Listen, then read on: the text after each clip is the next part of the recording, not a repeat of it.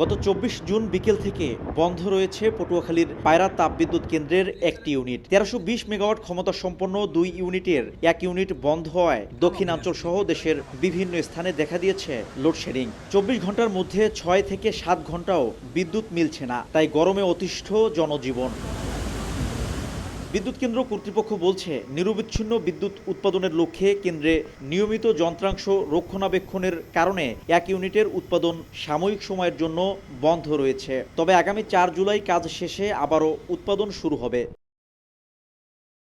দুইটা ইউনিট যেখানে খোলা সেখানে একটা ইউনিট চলতো, তো এখন দুইটা ইউনিট চলে আসবে আপনার ৪ তারিখের ভিতরে, মানে আরেকটা ইউনিট চলে আসবে ৪ তারিখ। ২০২০ সালের ১৫ই মে পুরোপুরি উৎপাদনে আসে পায়রা তাপবিদ্যুৎ কেন্দ্র।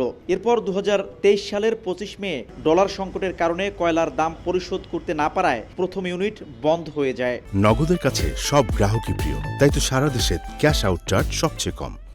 একই বছরের ৫ জুন দুটি ইউনিটই সাময়িকভাবে বন্ধ হয়। এরপর ২৫ জুন বিদেশ থেকে কয়লা এলে বিদ্যুৎ কেন্দ্রটি ফের উৎপাদনে যায়। শিকদার জাবির হোসেন, সময় সংবাদ, পটুয়াখালী।